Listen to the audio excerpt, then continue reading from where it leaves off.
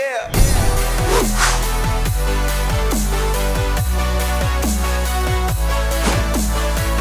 Welcome back to the Gridiron Expert, ready to tackle another AP Top 25 poll where we are going to break down every single Top 25 team up here and share whether we agree or disagree with where they are ranked based on the Associated Press. And I'm going to tell you right now, they could have done a lot better. I have a lot of discrepancies and disagreements with these rankings up here. We know that Week 10 was one of the craziest and most important weekends of college football in 2020. We had two huge top 10 showdowns. We had four big ranked versus ranked showdowns in total. And granted, there are a lot of shakeups up here. You see a lot of shakeups, especially within the top 13. But they could have been a lot better. So we're going to break down why they should have been better and where some of these teams should be ranked. So let's get started. Let's start over in the first column, the top 10. And as you can see, there's a new sheriff in town. There's a new number one team in the country for the first time this season. And you can thank Notre Dame for that. You can thank the Fighting Irish. Alabama should be thanking the Fighting Irish for taking down Clemson, who was then the number one team in the country.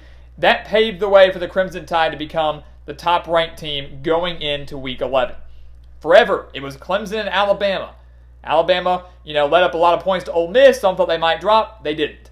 Clemson struggled against Boston College. Some might drop. They didn't. So we said that for those number one and number two teams to change, you would need to see one of them lose.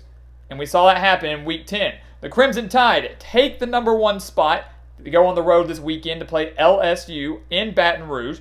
Notre Dame jumped up to number 2. I'm good with that. If you watched our Week 10 recap, we said that the top 5 teams to us were Alabama, Notre Dame, Ohio State, Clemson, and then Florida. That's who we believed should have been the top 5. And as you can see, they got the top 4 right. No discrepancies there. Alabama 1, Notre Dame 2, a well-deserved spot for them to jump up 2 spots after defeating Clemson. Ohio State staying at 3. Clemson dropping 3 spots to 4, and we knew that the Tigers were not going to drop out of the top 4. They took Notre Dame on the road to double overtime, lost by just 7 without a handful of key defensive starters and, of course, without Trevor Lawrence. So we knew they weren't going to drop very far. They're still in the top 4. If the playoffs were to happen today, they'd be there. And there's a very good chance that they can meet Notre Dame again in the ACC title game and still get into the college football playoff. One loss to a team like that does not ruin your chances. Things get, to me, a little shaky here when you got A&M at number 5. Look, I understand that Texas A&M defeated Florida in the regular season. I understand that, and I see the AP poll is trying to honor that head-to-head matchup here because they don't do it just here with Texas A&M and Florida. They do it lower here with Iowa State and Oklahoma, giving the Cyclones the edge, and I think they should, but still giving them that one-spot edge over Oklahoma, who the Cyclones defeated earlier this year. But I look at this. Florida just beat the 5th-ranked team in the country by 16 points. By 16 points. Over 2 possessions, over 2 touchdowns, they beat Georgia and their mighty defense. The team that everybody thought was going to be the biggest challenge to Alabama in 2020. Florida beat them by 16. And say what you want. Oh, Georgia has so many defensive starters out. You could say the same thing about Clemson. And so I know, again, that Texas A&M beat Florida. But if we're going to really look at the entire body of work here, Texas A&M got blown out by Alabama. Their biggest game outside of the Gators, they got blown out. Florida, their biggest game was Georgia. They took care of business, 16 points. Only lost by 3 on the road to Texas A&M. To me, I feel that it should be flipped. Florida needs to be above Texas A&M. Texas A&M needs to be 6. And I know many will disagree with that because you want to try to honor that head-to-head. But when I look at the entire body of work right now, the Gators, to me, are the better team. I think if they played again, I think Florida would win that game. I personally do. The Gators are rolling, and they're probably going to win out. A&M could too. But the Gators are probably going to win out and face Alabama in that SEC title game. And then you're going to have a very interesting case there. We have 3 teams potentially, Alabama, Florida, and A&M, all fighting for a college football playoff spot. Maybe able to get 2 SEC teams in there. But I want Florida above Texas A&M. Their performance against Georgia was very, very impressive to me. Very, very impressive. Finally snapping that 3-game losing streak to the Bulldogs. And I know Texas A&M, they showed up, defeated South Carolina handily, as a good team should do. But I still think the Gators deserve that extra edge there after what we saw this past weekend. Cincinnati coming in at number 7. The Bearcats dropping 1. But again, what would you expect? When the number 1 team loses and they don't fall out of the top 4, you're not going to move up. When the 5th-ranked team in the country in Georgia loses, they dropped to 12. We'll touch on them in a second. You maybe thought you can move up, but since they lost to the 8th-ranked team in the country, Florida, of course, deserves to jump Cincinnati. They absolutely deserve that. So the Bearcats dropping 1 despite a big win against Houston. Still holding out for that potential playoff berth, guys. Undefeated, group of 5 team. They're ranked highly here. It's going to depend on where they're ranked when the playoff committee releases their rankings. But they have a very good chance for it. BYU, look at them at number 8. They moved up a spot after their 34-point win on the road against Boise State. That was the game that was big. That was the game that many people thought that was the judgment game for BYU. It was, we're going to finally see if BYU's for real. Going on the road to take on what was then a number 21 ranked Boise State team on the Smurf turf. Is BYU legit? And they proved to us that they are. 51-17 at Boise State. You do not do that. And again, I don't care that Boise State was without Hank Bachmeier, and then they lost Jack Sears in that game. Good teams find a way to win, and BYU didn't just find a way to win. They dominated that game from start to finish. So the Cougars are legit, both offensively and defensively, very deserving of their 8th-ranked spot here. But again, probably not going to have much of a case for the college football playoff, as Boise State was their best win of the season and will be the remaining 2 games against North Alabama and San Diego State. Miami and Indiana, number 9 and number 10. This is where I have another issue here. We said after Indiana's win over Michigan that they deserve to be a top 10 team. We got it. They're 10th in the country. They absolutely deserve that spot. Miami does not deserve the number 9 spot. And I do not mean to offend any Miami fans out there, but come on, guys. You're meaning to tell me that you were the number 11 team in the country on Friday night. You went on the road to North Carolina State, who's not a bad team.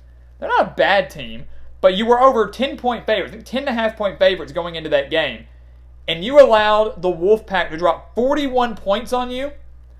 41 points on the Hurricanes, and Miami had to score a game-winning touchdown with 2:43 remaining in the game to win 44-41. I get people have bad games. I get people, escape with very narrow wins, and a win is a win. Always going to be better than a loss. But Indiana, to me, right now deserves to be ahead of Miami.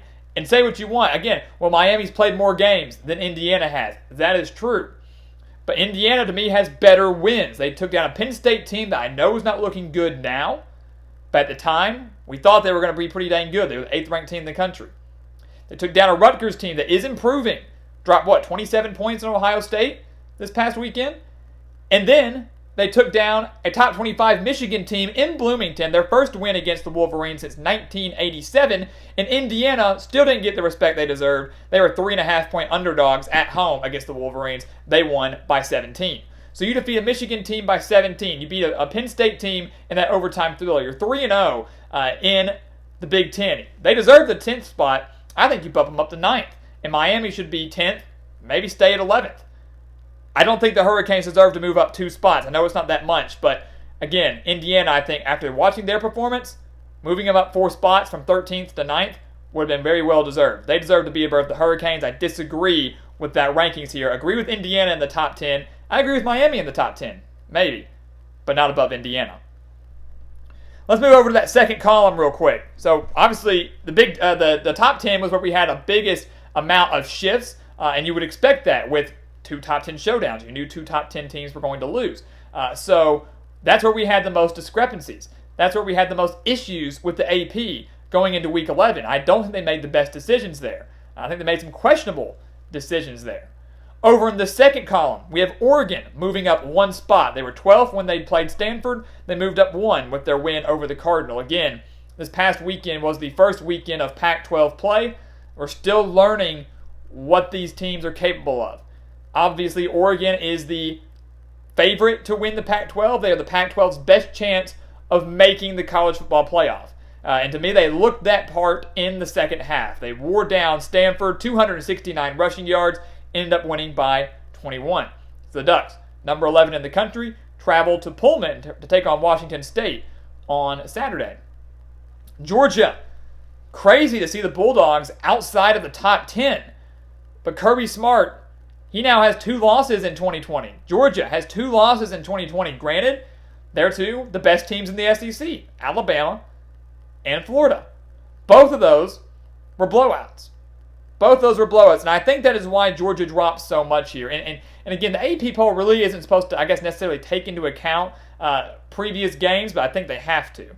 I think you have to. The playoff committee will in terms of taking in the entire body of work. But Georgia down 7 spots, 5th to 12th after 2 losses. Again, both those against Alabama and Florida being blowouts. 16 points to Florida and over 20 points to Alabama. So this Georgia team I know has been beat up defensively, but the bigger issue is their offense. They don't have a quarterback. Stetson Bennett was the answer against inferior opponents. Stetson Bennett was never the answer when you wanted to play and needed to play elite opponents. And that's why we said Stetson Bennett was never going to be the guy to lead Georgia to an SEC championship and a playoff berth or a national title berth. It was never going to happen. And Kirby Smart, again, being too stubborn to change his ways. And this year it really, really cost the Bulldogs as their playoff hopes are all but over. After Georgia, we have Wisconsin coming in at number 13. They didn't play this week. They didn't play the week before that. They may not play this week. And if the Badgers do not play this upcoming week against Michigan, their season is done because they will not be eligible for the Big Ten championship game. 3 games will have been canceled. Remember, the Big Ten, I believe, is only playing 8 games.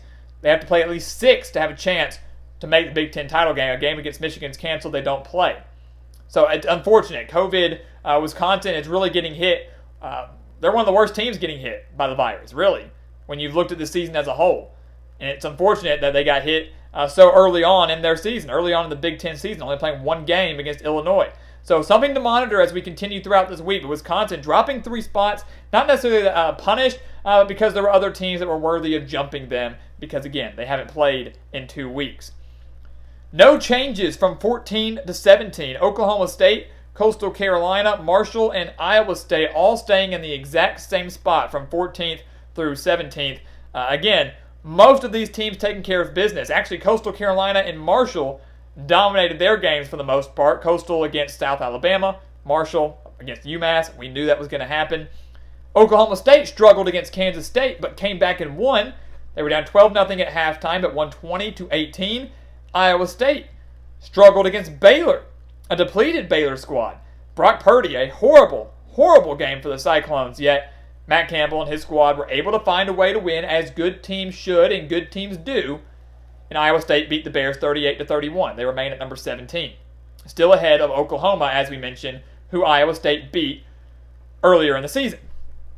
Oklahoma's getting hot, though. They're getting pretty hot. They're bouncing back. Ever since that 1-2 start, they haven't lost.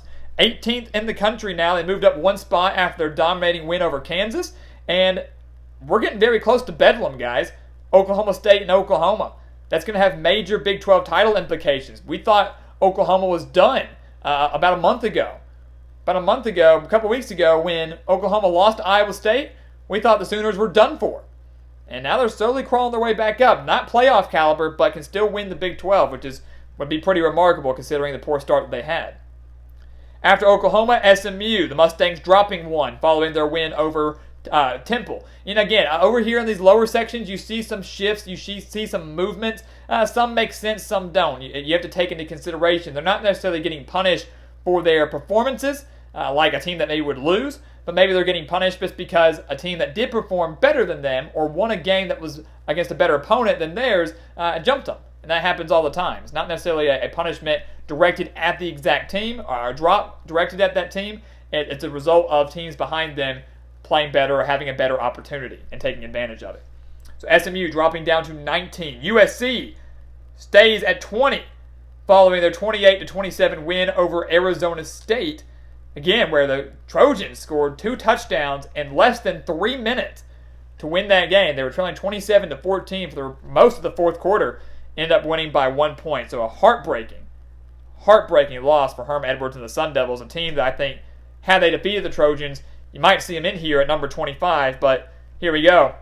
Again, Oregon and USC, the two top teams in the Pac-12 this season. USC certainly Oregon's toughest test if they were to face off in 2020, but Oregon still remaining the favorite to win the conference and to make the playoff, if they can, from the Pac-12. Then you've got Texas following USC. We're on over in this third column here, this last column. Texas in at number 21 following their win over West Virginia. The Longhorns moved up one spot. That's a hard-fought battle for Texas. And many would say, well, the Longhorns should have won by more. Let's remember that West Virginia dominated Kansas State just a week prior to that. Dominated a Kansas State team that was 16th in the country in Morgantown. So I think this West Virginia squad is better than they're given credit for. And Texas was able to get a win over a fairly solid team in Austin. So Texas in at 21. Texas in at 21. Liberty in at 22 following their thrilling victory over Virginia Tech. I mean, that was unreal. Never seen anything like that. Lineup for the game-winning field goal was blocked and returned by the Hokies. Game over. But Justin Fuente iced the kicker. Liberty gets another shot. They kick the game-winning field goal. They storm into Blacksburg. They were ranked 25th at the time, but they storm into Blacksburg and pull off the upset. They were 14.5-point underdogs, and they took down the Hokies on their home turf. This is where I have another problem. Liberty moved up 3 spots following that win. The Flames are undefeated, and I get that Virginia Tech is the best team they've played. And I know the Hokies weren't ranked. I know some would say they're struggling this year. But Liberty still, in theory, is undermanned. Certainly not as talented as the Hokies, and yet they still went in there and pulled off the upset. Liberty's a dang good team. So I think going only from 25th to 22nd is a little disrespectful after a win like that. Because that was a hard-fought game and a very impressive game. We all know how difficult Blacksburg is to play in, and we know how difficult a place that is. Let alone, I mean, regardless of if there are fans there or not.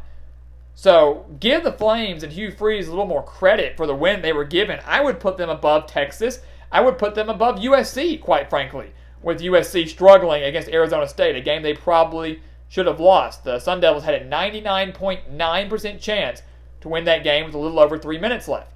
Again, miracles happen. Good teams find a way to win. Liberty's a good team. They found a way to win, and they didn't need some miracle. They just needed an unfortunate timeout called by Justin Fuente. So I think Liberty deserves to be above Texas. I think they deserve to be above USC. I'd put Liberty about 20th right now. I'd put them at about number 20. Put them up there. 5 spots up. That's where they deserve to be after such a great win like that. And the Flames have a great chance to finish the season undefeated. But in a few weeks, if things go our way, we're going to have a top 25 showdown between Liberty and Coastal Carolina. And who would have ever thought that? The Flames and the Chanticleers are going to be a top 25 showdown, maybe a top 20 showdown, and that's going to be a must-see game. And I can guarantee you, if you told me 3 months ago, hey, in a few months, you're going to have to watch Liberty and Coastal Carolina, I would have laughed in your face and walked away. Beauty of college football, beauty of 2020. Rounding out the top 25, Northwestern, they're in at 3-0, in at number 23. They've cracked the top 25 now, guys. What a great job by Pat Fitzgerald. I mean, really. This was an abysmal Northwestern team last year. Had no offense. The defense was their only strength, and even then it wasn't that good. They went finish, 3-9? Now they're 3-0, and they've got a game against Purdue this upcoming week that if that Wisconsin game is canceled, the game against Purdue could decide who wins the Big Ten West. So yes, it's not Wisconsin, it's not Minnesota, it's not Iowa, it's not Nebraska, who just lost to Northwestern this past weekend. It could be Northwestern or Purdue who wins the Big Ten West. That's a game that you need to keep your eye on this Saturday. But the Wildcats, certainly deserving of that number 23 spot. They have won every game, dominated Maryland, came back down 17 at Kinnick Stadium, took down Iowa, and they won a thriller against Nebraska in Illinois this past weekend. Auburn stays at number 24. Still not happy about that. I know some people are. Again, we said it in last week's top 25 video. I thought it was a little premature to throw in the Tigers in at number 24 following a 48-11 win over LSU. A bad LSU team at that. Alabama might have a field day this weekend. So I don't agree with Auburn being in at 24th. But again, when I look at the teams that are receiving votes, because again, Louisiana rounding out our top 25 coming in at 25th after their 27-20 win at home over now a 3-5 Arkansas State team. Not very good. But when I look at teams that are receiving votes, the next three, 26, 27, and 28, are North Carolina, Army, and Tulsa. And when I look at those, it makes sense. It makes sense. The only team out of those three that I just mentioned that maybe deserves to be ranked right now is North Carolina. And they've shown us that they're still maybe a year away from being elite. Every time they get highly ranked or every time they start to crawl their way back in, they lose. Lost to Florida State. Lost to Virginia. They just dominated Duke. Big rivalry game. Good bounce-back game win for the Tar Heels. There was never a doubt to me that they were going to lose that game. They were always going to win in my mind. But right there on the outside looking in, I think the AP poll maybe learning their lesson a little bit. Want to make North Carolina earn it a little bit more since they've let us all down, really, the past few times they've been ranked. So I get that. Not thrilled with Louisiana being in there. Not thrilled with Auburn being in there. But again, who else do you have that maybe could be thrown in that mix? And right now there's nobody. So there you have it, guys. Your top 25 going into Week 11. It's going to be a lackluster week. Look, it's so lackluster, College Game Day is going to the Masters. I mean, that's cool. Don't get me wrong. I'm excited for the Masters as much as everybody else. But there's no ranked versus ranked matchup. Not a single one. Every game still matters, though. You're going to see a handful of upsets here. No doubt in my mind. It's still going to be a great weekend of college football. Not nearly as great as Week 10 was. Not nearly as great as some of the prior weeks were. But Week 12, let me tell you, I'm looking ahead. Week 12 is going to be fantastic. To me, up there is one of the better weeks of this season. But we got to get through Week 11 first. These are your top 25 teams. Who's going to win? Who's going to lose? What shifts are we going to see next week? Leave them down in the comments below. We want to hear from you. We're ready to get rolling. Week 11 predictions coming your way tomorrow. Let's get underway. Brand new weekend of college football. So guys, thank you so much for watching us here at the Gridiron Expert on YouTube. Make sure to continue to like, comment, subscribe, and share our videos. And also make sure to check out everything down in that description below. Again, if you love college football, this is the place for you. Everything down in that description is for you. Sign up for our expert picks. We are 61.5%, hitting 61.5% of our bets over the past 4 weeks. We're on fire right now. So make sure to go sign up for those if you haven't already. Make sure to take a look at our Patreon account. Sign up for our newsletter. Sign up over on BetNow using our promo code. Everything down there is for you. You've got to check it out if you love college football. And then once again, guys, as always, thank you so much for watching, and we'll see you next time right here on the Gridiron Expert.